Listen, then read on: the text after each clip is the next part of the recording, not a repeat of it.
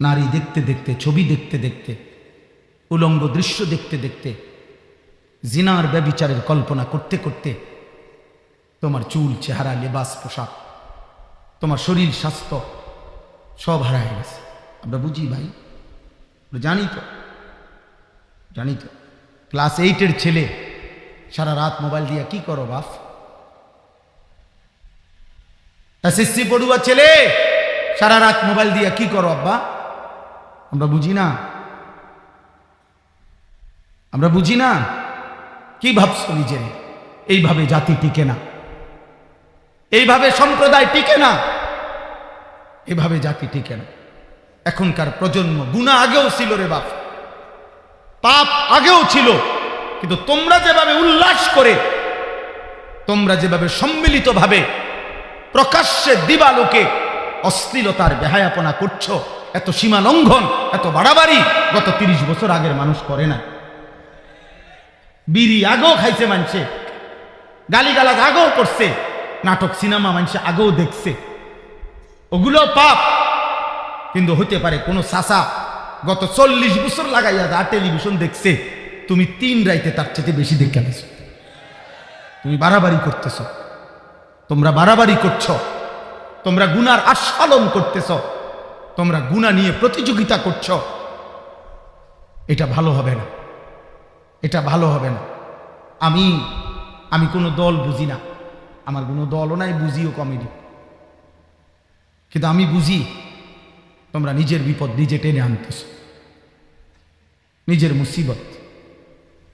4টা জিনিস তুম করে পাগল বানায় রয়েছে কিশোর নওজোয়ান। একটা মোবাইল, 2 একটা মোটরসাইকেল, 3 একটা হারাম অসৎ চরিত্রহীন মেয়ে যার সাথে তোমার হারাম সম্পর্ক, 4 কিছু অসৎ বন্ধুর আড্ডা। তোমরা মনে করছে এই 4টার মধ্যে সফলতা, সুখ? একটা মোবাইল পাইছো, একটা মোটরসাইকেল, একটা অসভ্য চরিত্রহীন মেয়ে, লম্পট মেয়ে, আর কিছু অসৎ বন্ধু। বিকাল 3টা থেকে রাত 11টা পর্যন্ত আড্ডা দিছ। 8 ঘন্টায় আসর, মাগরিব, এশা 3 ওয়াক্ত নামাজের আজান হইছে, কিন্তু বন্ধু নামের শয়তান একবারও তোমারে বলে নাই কিরে দোস্ত নামাজ পড়বি না? কিরে দোস্ত আমিও মুসলমান, তুইও মুসলমান। আমি পরিষ্কার বলি দোস্ত, রাত অনেক হয়েছে, আমি আর দেরি করছি। অনেক শ্রদ্ধেয় ব্যক্তিগণ, মেহমানরা আসছেন, আমিও আমার কথা শেষ করে দিতে চাচ্ছি। ওনারা একটু কথা বলবেন, আমরা এরপরে দোয়া করব। কিন্তু আমি ভাই একটা ছেলে উঠো না বাপ, আমি অনুরোধ করছি। আমি এক ফেরিওয়ালা, যে আহাজারি করি, এই অব্যাহত গুনাহ, এই নারীর ছবি, এই অস্থিরতা, বেহায়াপনা, এই অসভ্যতা, একদিন যদি রাত গভীরে জালেমের জুলুম, কোন কাফের মুশরিক বেঈমানের অব্যাহত বোমা হামলা আমাদের উপরে মুসলমান হিসাবে শুরু হয়, একবার কাইত হইয়া পড়ে গেলে আরেকবার সোজা হইয়া দাঁড়াইতে কষ্ট হয়ে যাবে বাপ, মনে রেখো বাপ। এই জন্য দোস্ত, একবার কাইত হইয়া পড়ে গেলে আরেকবার সোজা হইতে কষ্ট হবে। অতএব এই গুনাহ, এই অশ্লীলতা, এই নাফরমানি, এই পাপ, এই অব্যাহত আল্লাহর নাফরমানি, আমাদের মেয়েরা, আমাদের বোনেরা অশ্লীলতার, বেহায়াপনার, বেপরদিকির উৎসব করতেছে। সবাই যেন মহিলাদেরকে সারা দিন দেখা যায় বাজারে, মার্কেট। আপনি জিজ্ঞাসা করলে হয়তো বলতে পারবে না যে সাসি আপনি বাইক থাকেন কোন সময়, সপ্তাহে আপনি থাকেন কোন দিন বাইক? প্রত্যেক দিনে ওনার মার্কেটে কাম আছে। উনি বদনা কিনতেও দুর্ভাগা পুরুষ, আজকে এমন দুর্ভাগা হয়েছে স্বামী, বেচারা হইলো এটিএম বুথ, বেটা শুধু টাকা উপার্জনের মেশিন। বেচারা টাকা রোজগার করার পরে একটা বদনাও যদি কিনে আনে, বেরিয়ে করে হয়েছে না, এটা কালার, একটা কালার ফাইল চিনছো না তুমি? বদনার কি একটা কালার লাগে? বদনা তো বদনাই না, এটার একটা কালারের ব্যাপার আছে, এটা একটা কালার। এবারে এই বদনা কিনতে লাগাইছে 3 ঘন্টা। কালার মিললে রং মিলে না, রং মিললে কালার মিলে না। বুঝেন না কথাটা? সাইজে মিললে লম্বায় হয় না, লম্বায় হলে সাইজে হয় না। ফাইজলামি আর কি। আসল কথা হইল কি? ফাইজলামি। আসল কথা হইল তামাশা। আমাদের বোনেরা খুব বেশি বেপরদিগির ছড়াছড়ি করছে।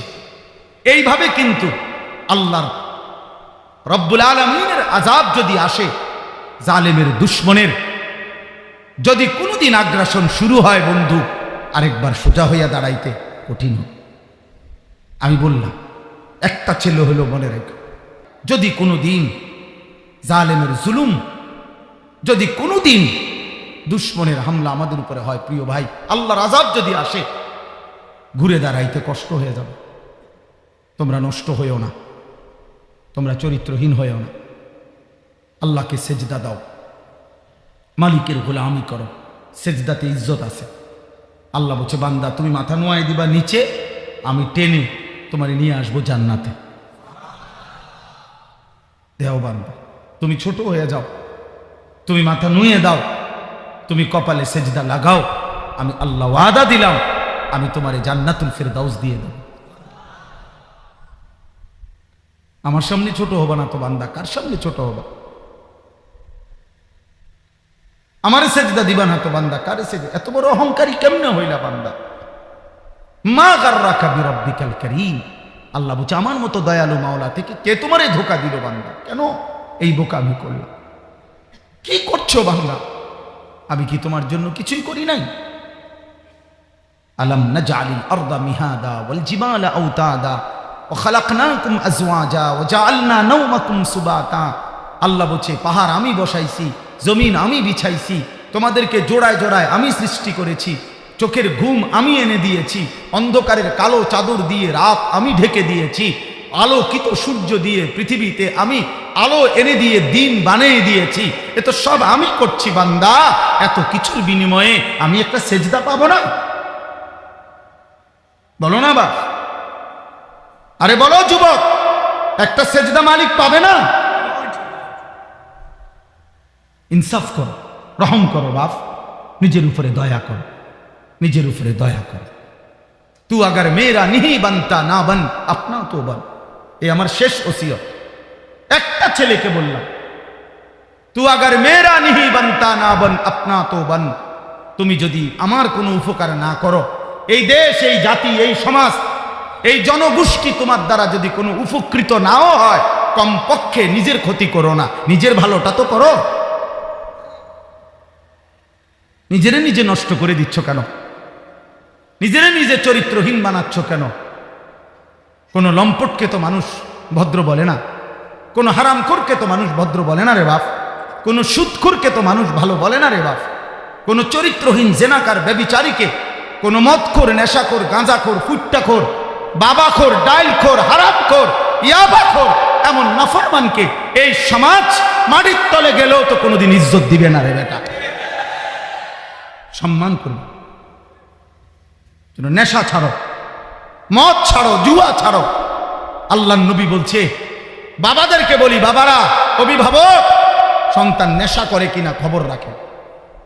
আল্লাহর নবী বলছে, আমার এটা বলতে ভয় লাগে, লজ্জা লাগে, মানে খৈল কাঁপে। নবীজি বলছে, যে নেশা করে তার একটা বড় সাংঘাতিক কথা বলছে নবী। আল্লাহর নবী বলছে, যে নেশা করে সে অচিরেই ওয়াকা আলা আম্মাতিহি ওয়া খালাতিহি। ওফ, নবী বলে, এই নেশাখোর অচিরেই আপন চাচি, মামি, ফুফি, খালা, চাচাতো বোন, মামাতো বোন, ফুফাতো বোন, খালাতো বোন, এই আপন স্বজনের উপরে জেনা করতে উদ্যত হয়। রাসূলুল্লাহর হাদিস, বুঝেন হিসাব? এজন্য নেশাখোর মানে জেনাখোর। যে নেশা করে সে ব্যভিচার করে। নেশা, জিনা মানে মদ, নারী, গান, বাদ্য, এইটা এক ক্ষতি আনে, এই তিনটা একই ক্ষতি আনে।